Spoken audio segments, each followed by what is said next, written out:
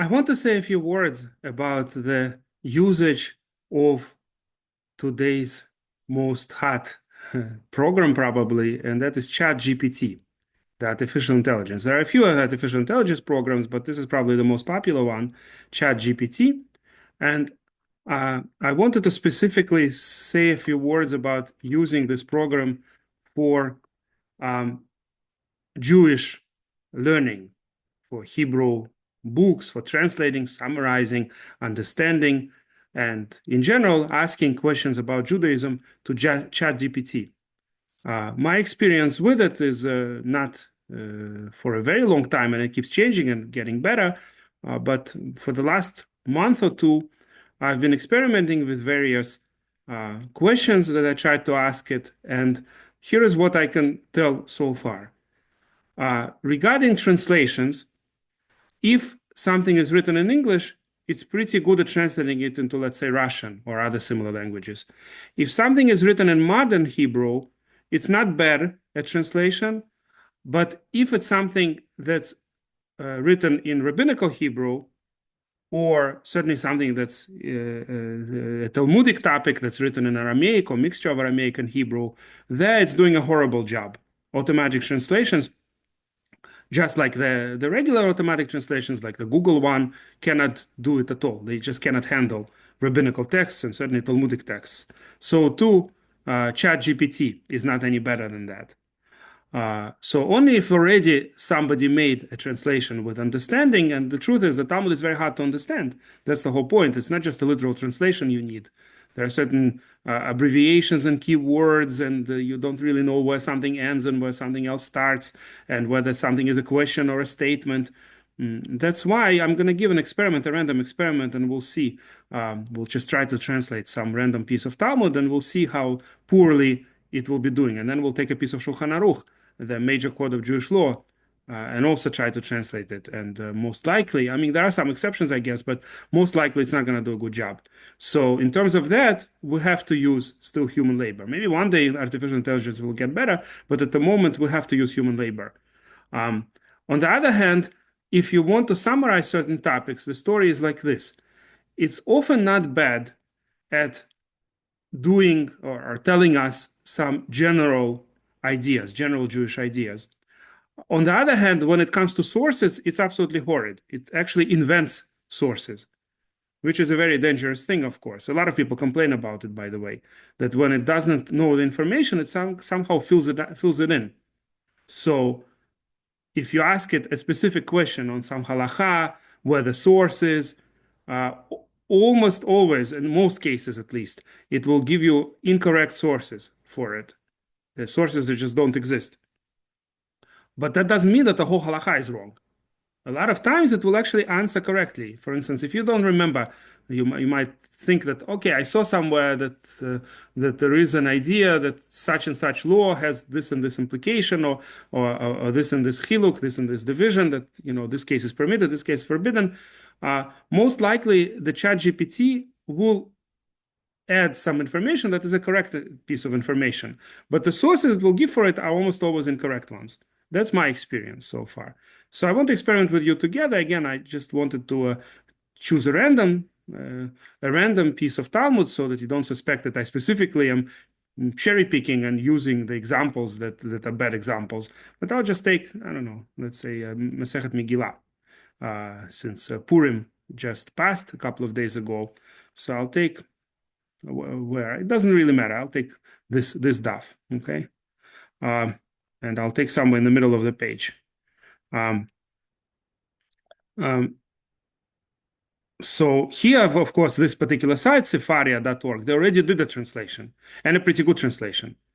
And even Jerusalem Talmud, Yerushalmi, is translated here with not a bad translation at all. And also there is a Hebrew commentary to many of the Masechtot in Yerushalmi that's called Or Leisharim, which is very good commentary, and it basically translates parts of it into modern Hebrew. But we're talking about Babylonian Talmud now, so I'm just taking a certain piece here. And first I'm going to try translating it using Google Translate, see what we'll get. It's completely random topic that I chose. I promise you, I did not specifically look up before. Which page did it turn out to be? 23rd page of Masechet Megillah. The Masechet, the tractate that deals with Megillah reading and Purim laws mostly, but also a lot of other laws. So let me first translate to you what it really is talking about so that we get the idea of what it's supposed to translate, if it would know. Man Tana Lehadetanya. Who is the actual author of the following Braita? Meaning, they're trying to understand a lot of the Brightot, a lot of the pieces of information. They sometimes try to compare and understand who is the author of it. So, who is the author of this particular Braita? Bi Yom Tov Miacharim Lavo. On Yom Tov, we come late to prayers, meaning on Yom Tov, as opposed to regular days, people came to the synagogue later than usual. Umimharim Latzet, but they leave the synagogue earlier. B'Yom Kippurim, but on Yom Kippur, mimaharim lavo, people come earlier, right? On Yom Kippur, people get up early and go to the synagogue early. Umiacharim latzet, and they come out, they get out of the synagogue very late. Ubi Shabbat, mimaharim lavo umimaharim latzet. On Shabbat, it's something in the middle between Yom Tov and Yom Kippur. On Shabbat, people come to the synagogue early, but they also leave early. At least that's what it used to be. I don't think it's true anymore, but it used to be that people didn't really stay very long, but they started early, davening early. A lot of Sephardim still daven on Shabbat quite early, but most Ashkenazim, they're minyanim in most cases, unless they daven with sunrise. There is such a thing as davening with sunrise. It's called Vatikin prayers. But most people in Ashkenazi communities come to the synagogue somewhat late on Shabbat, not like it says here. So, Leima ki Rabbi Akiva, should we say that this is opinion of Rabbi Akiva? Meaning, Rabbi Akiva thought that on Shabbat you're supposed to call 6 aliyot. 6 people are called to the Torah. And Yom Kippur, 7. We don't follow that. We follow the opinion of Rabbi Ishmael. It's the opposite. On Shabbat, it's 7 aliyot. On Yom Kippur, it's 6. So shall we say that this particular law follows, this particular Braita follows Rabbi Akiva? Why? Because according to Rabbi Akiva, there is fewer people called to the Torah, and therefore it takes less time. That's why on Shabbat they leave earlier than on Yom Kippur. Deitle Gavra Yateira, that he has an extra man, an extra person called to the Torah. And in answers, Afilu Teimar Rabbi Ishmael, you could still say it follows Rabbi Ishmael, the Nafish Sidura de Yoma, that there is just a lot of davening on Yom Kippur. The Yom Kippur is just longer prayers in general. That's why people leave late. They come early and they leave late. So here is what the automatic translator did for me. Where did she get the saying, on the day come late and leave early? On a good day, sorry. Good day, that's how they translate Yom Tov. Yom Tov is a holiday. On Day of Atonement, come early and leave late. On the Sabbath, come early and leave early. What did Rabbi Akiva say when he would be afraid of a strong man? That's how they translate. It's really funny that it says, should we say it's like Rabbi Akiva who says the itle that he holds the Gavra Yatera, there's an extra man. And they translate, what did Rabbi Akiva say? That he would be afraid of a strong man. Even Rabbi Ishmael said, diminish a daily, din fish a daily siddur. I don't know what they mean by din fish. Denafish, oh, they probably just transliterated the word without knowing what it means. It means in Aramaic, denafish, that there is a lot of. Denafish sidura de yoma. That there is a lot of daily prayers. And they said, din fish a daily siddur. So it's complete gibberish. Okay, let's now try ChatGPT. So I'm going to ask to translate.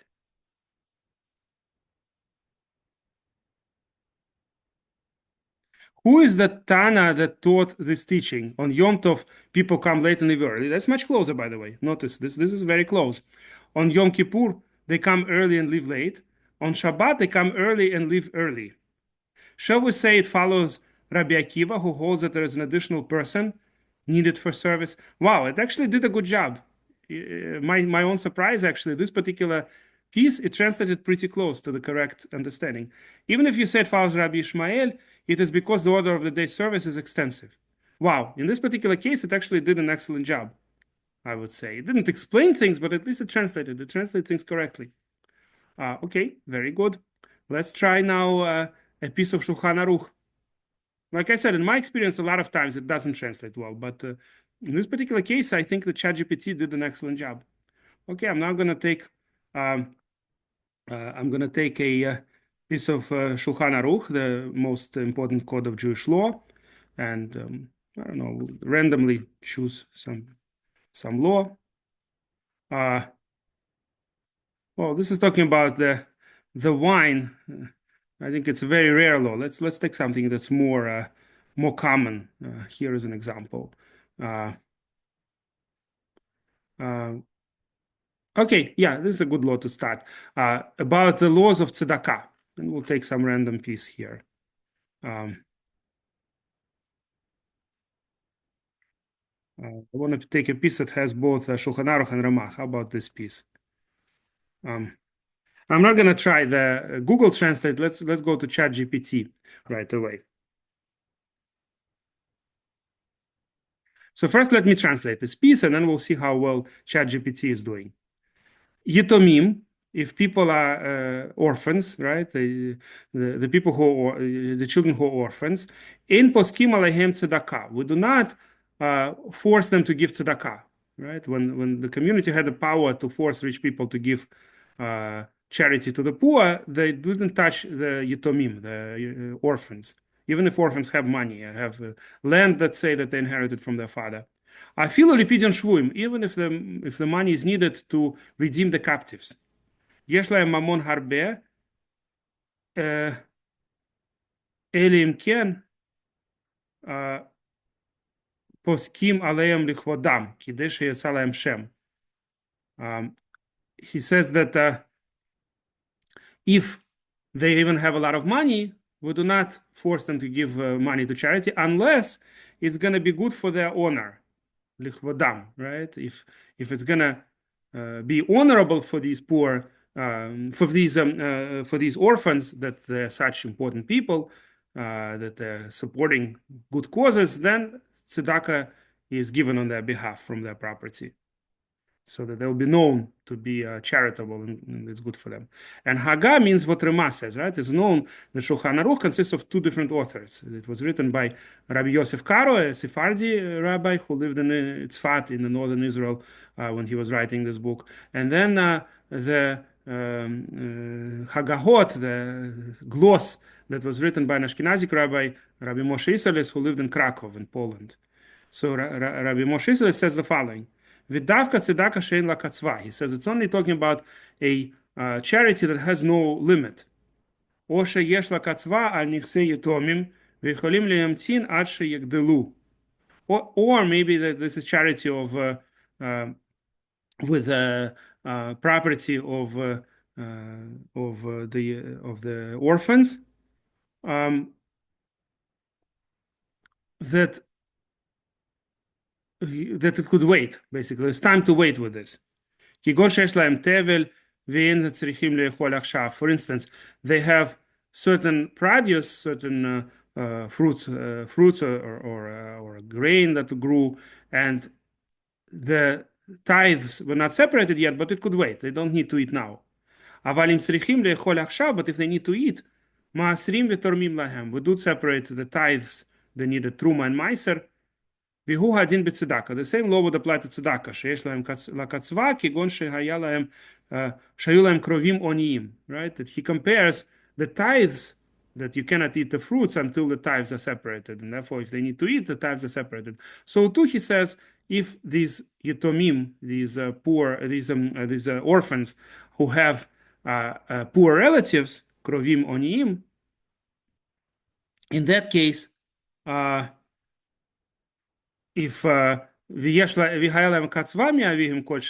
these poor relatives used to receive certain stipend from their father, the father used to pay these relatives, and now the father died, so we continue doing so from the money of from the property that these orphans inherited. אין להם לאכול רק זו או יחזרו על הפתחים ויהיה גנאי ליתומים. He says that otherwise, what are these poor people going to do? What are the poor relatives going to do? They'll have to go from door to door to collect charity. So in this case, it's going to be bad for Yitomim themselves. They'll have a bad reputation that they are basically not supporting their relatives. Ha'apetropos, so the guardian, then shelahem noten minichsehem katzva likroveim. then that guardian should give uh, the the amount that the father used to give. Now he gives from their property. Usually, the guardian is appointed to take care of the property of orphans. So he should give the poor relatives so that it's not going to damage the reputation of the orphans. Something like this. Now, it's interesting, by the way, this site, sefaria.org, it doesn't always have full translations. In this particular case, you see they translated only part of this halacha. Whoever did the translation, orphans are not assessed even for ransoming captives, not even wealthy orphans, unless the assessment is made for their glory to maintain their reputation. So they kind of summarized this law. They didn't translate the Rama. Okay, so let's see how well this ChatGPT did here. Orphans are not obligated to give charity, even for the redemption of captives, even if they have substantial wealth, unless it is allocated for their honor so that they gain a good reputation. Okay, so far so good. I must say that this particular translation is pretty good. This applies specifically to charity that has no fixed amount, or to charity that has a fixed amount from the orphan's assets, but can be delayed until they reach adulthood, such as if they own untithed produce and do not need to eat it immediately. However, if they need to eat immediately, tithes and truma are separated for them. Then same applies to charity with a fixed amount. For example, if they had poor relatives who received an annual allowance from their father and they have no other means of sustenance except this allowance, or would otherwise be forced to beg, which would be disgraceful for the orphans. In such a case, the guardian distributes the fixed amount from their assets to their relatives. Right? In parentheses, just the source for this particular ruling as a response from somebody named Rabbi Israel means. So I must say that these particular two random examples, of course, random samples have to be much more than one of each in order to actually conclude anything. And like I said, in my experience, there were a lot of cases where ChatGPT did not do a good job. But in this particular case, I must admit, both translations were pretty good and quite reasonable, reflecting exactly what the Shulchan Aruch is saying. Okay, let's do one more. And that is Mishna Berura. That's the commentary to Shulchan Aruch. Among Ashkenazi Jews, it's probably the most important commentary. So I'm going to go to Shulchan Aruch Orach Chaim and go to the commentary of Mishna Berura. You know what I'm going to do? I'm going to check actually Biur Halacha. That's a more complex commentary. It's the same author, Mishna Berura and Biur Halacha, were both written by Chofetz Chaim. That is Rabbi Israel Meir HaKohen. But I wonder... that is probably going to be way too hard for this automatic translator to translate. But let's try. Let's try. So which laws? Let's say the laws of prayer. I'll start with the beginning of laws of prayer. Okay, so the first Biur Halacha, it's on the right here. Oh, it's way too long. I want to take something shorter. Okay, how about this? Achar Chatzot. We're talking about whether a person is allowed to pray the morning prayer after midday. So I'm going to ask ChatGPT to translate this, and I'm going to do my own translation first. Achar Chatzot. So the morning prayer, whether you're allowed to pray after Chatzot, because the ideal time for morning prayer is with sunrise. You're allowed to pray the entire first 4 hours of the day, a third of the day. The hours here are 1/12 of the day each. So 4 hours means 1/3 of the day. It's usually about 10 o'clock in the morning or so. So until that time is the time for morning prayer liatchila, what's called a priori, the best time. And then until midday, you're allowed to still pray. So we're discussing now if you're allowed to pray even after midday, and the Shulchan Aruch does not allow. And let's see what Mishna Berura wants to say on this. Ein be Mishna Berura. See what I wrote in Mishna Berura. It's the same author, like I said. Biur Halacha is more complex, detailed evaluation based on the Talmud, and Mishna Berura is a more simple commentary. Liinyan hachetzi shah she'achar chatzot. In regards to with regards to the first half an hour after chatzot, meaning after midday, the first half an hour, since it's not the time of mincha yet, it's not the time of the next prayer yet, maybe you could still pray the morning prayer. ואחר חצי שעה זו לכולי עלמא, but after this half an hour, everybody agrees. שוב לא יתפלל תפילת שחרית. You're not allowed to pray the morning prayer anymore. אפילו אם מה שלא התפלל עד עתה היה באונס. Even if the reason he did not pray until now was honest, meaning he had no choice. Let's say he was sick, or there was some other reason why he couldn't pray. Even with all that, he cannot pray the morning prayer after half an hour after Chatzot. That is according to everybody, he says. V'kol can be mizit. So how much more so if he did it on purpose, meaning he just skipped the first half a day and didn't pray until half an hour after midday, he cannot pray the morning prayer anymore. V'amitpalel birchotav levatala, and whoever will pray at this time, his blessings are going to be what's called brocha levatala, a blessing that's vain blessing, meaning as if you take the name of Hashem in vain. If you're praying morning prayer, half an hour after midday, it's not morning anymore. Likama poskim, according to many sages. So he doesn't say according to everybody, he says according to many sages. Ele yitpalel mitchila mincha. Rather, what he should do is pray mincha first, meaning he's praying the second prayer of the day. The morning prayer is shacharit. So instead, he's praying mincha. Ve'achar kach yudchet means 18, meaning the shmona esrei, the prayer of Amida, bishvil shacharit. Meaning, there is a law that if a person accidentally skipped the one prayer, he prays the next prayer twice. But it's talking about only Shmona Esrei, not the entire prayer. So he's not going to say the entire Shacharit, he's going to say the 18 blessings, meaning the Shmona Esrei, the main Amidah, the main silent prayer, he's going to say twice. First for Mincha, and then as a compensation for the skipped Shacharit. Li'ashlama, right, to compensate. Vihu shebitel hatfila, Shebitul Hatfila Haya Mitchila Be'ones. And this is only if the original bitul, the fact that he skipped, was honest. He had no choice. Or if it was a mistake also. He doesn't say it here, but it's true. It's discussed in a different place. Velobi mizid, but not if he did it on purpose. If he just was lazy and didn't want to pray, and then decided, now I'm going to pray mincha twice, that's not permitted. That's it. Whatever he didn't pray, as the Kohelet says, whatever was crooked, you cannot fix anymore. Whatever was missed, the opportunity was missed, you cannot really fix anymore. The skipped prayer that was skipped b'meizid, on purpose. Ukidalekaman b'simen kufchet, as will be discussed later in chapter 108. V'ktzat takana ein lazeh b'sham b'simen sif zayin. He says there that a little bit of a fix is discussed there in seventh paragraph. Meaning one can always pray a nedava, what's called a non-obligatory prayer, a kind of a prayer of choice. So he cannot really fix the fact that he skipped on purpose the morning prayer, but he could still pray an extra prayer in mincha time as a kind of voluntary prayer. Okay, so let's see how well ChatGPT does. See the Mishna Berura regarding the half an hour after midday. After this half an hour, according to all opinions, one may no longer pray the Shacharit prayer, even if the delay was due to circumstances beyond one's control, and certainly not if it was intentional.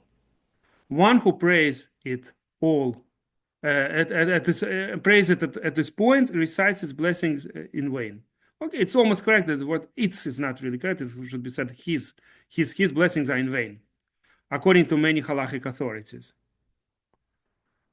Instead, one should first pray mincha and then recite the Shmona Esrei for Shacharit as a compensatory prayer, provided that the missed prayer was originally due to circumstances beyond one's control and not intentional, as explained later in Siman 108. For a partial remedy of the situation, see the word "see" if they didn't know how to translate, I guess, or maybe they just decided to translate it. It means paragraph in this case, CF7. Okay, I would say that ChatGPT in this particular case did a good job, but I've seen cases where it didn't do a good job with rabbinical Hebrew, and I guess a lot depends. First of all, it's getting better all the time, but probably a lot depends on the specifics and how complex the wording is. Let me give you one example where I'm sure it's not going to do a good job, and that is the commentary of Vilna Gaon. Of course, it's very hard to understand the commentary of Vilna Gaon usually, but certainly ChatGPT is not going to be able to do it. So I'm going to choose out of commentary here Biur HaGra. Gra is Vilna Gaon. So you see, mostly he's just quoting where something is. But let me take one piece. I'll try to translate it if I'll be able to offhand. It's usually very hard to translate the Vilna Gaon. But I'm sure that the ChatGPT translation is not going to be any better than what I do. So, V'im, right? It's going on the words. He first quotes the words of Shulchan Aruch, V'im, Hitpalel Mishalam Shachar. This is talking about if a person prays after Amut HaShachar. Amut HaShachar means the early, before the sunrise, there is a time when you could see a little bit of sun rays in the east. Usually it's considered 72 minutes before sunrise. But there are different opinions about this. So it's a dawn, the time of dawn. So one should not pray according to Shulchan Aruch before sunrise, but if he does pray after dawn, he's yotze b'diavad. He fulfilled his obligation after the fact. Im hitpalel mishalamut hashachar v'yir pnei hamizrach yatsa. If he prayed after dawn, and at the time when already in the east you could see like light, the entire west is, the entire east is filled with light. You fulfill your obligation after the fact. So here is what the Gra brings as the source for this ruling. Most of the Vilna Gaon's commentary is sources in the Talmud for the various rulings of Shulchan Aruch. Kimosh Nemar Sham, this is abbreviation for, as it says over there, Lamed Aleph. He's talking about the Masechet Brachot in the 30th page. Ein Tosafot Sham. Look at what Tosafot says there. Tosafot is one of the major commentaries of Shulchan Aruch. Of the Talmud, of course. It's a commentary of the Talmud by students of Rashi and students of students. And it was a many generation commentary in the yeshivot in France and Germany and other places. So the Tosafot there say, Divrei Hamatchil Avua, that on the words on the 30th page of Brachot, Masechet Brachot, the Tosafot on the, starting with the words Avua, the father of. It's talking about some person who was praying very early. Kriyat Shema. And he says, it's like Shema. Just like you could fulfill Shema after Amut HaShachar B'di'evet. So too Shmona Esrei. V'ken kol shemitzvatan bayom. And similarly, he says, all the mitzvot that could be fulfilled during the day, Kimo shenemar b'sof Perek Bet Megillah. As it says at the end of the second chapter of Tractate Megillah, meaning any law that has to be done during the day, like blowing the shofar or picking up the four minim, lulav, etrog, and others on Sukkot, all of them should be done after sunrise, but they could be done after the b'di'evet, after the fact. One fulfills the obligation if they are done after dawn. V'zmanahu bizman tamid. And also he proves it from the fact that in general, the morning prayer corresponds to the time of the tamid, the time when an offering, the morning offering, was brought in the temple. And that was brought soon after the dawn. That it says there in two places in the Talmud, in Masechet Yuma and Masechet Tamid, that they used to tell, can you look from a high place? They used to look and see if there's already enough light in the east. If the full dawn already happened, there's enough light, then they started the work, the service of the temple in the morning. So too, the morning prayers can be said after this already. This is why the Shulchan Aruch says specifically Hir Mizrach, meaning it's not just enough to have Amud HaShachar, like the very beginning of light, like the very first ray of light. Rather, you need Hir Kol HaMizrach. Only after that you could pray the morning prayer, at least b'di'evet.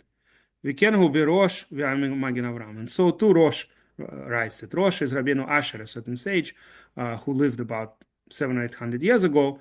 And so too, and look, he says what Magen Avram says. Magen Avram is a commentator of Shulchan Aruch, very important commentator that is quoted by Mishna Berura and others very commonly. Okay, so let's see how ChatGPT did. And if, as stated there, Lamed Aleph, first of all, Lamed and Aleph in this particular case, it means page Lamed, 30th page. Aleph means the first Amud, meaning each page of the Talmud has two sides. So it's the first side of Lamed. And here they have 31a, which is incorrect. And see Tosafot there in the passage beginning with Avuha, right? The beginning with the word the father of. Similarly, this applies to Kriyat Shema and all mitzvot that are performed during the day, as mentioned in the end of chapter 2 of Megillah. Their proper time is the time of Tamid offering, as explained there. well, it's not really. The automatic translator connected the previous piece to the next piece, which is not true, right? Their proper time is not Tamid offering.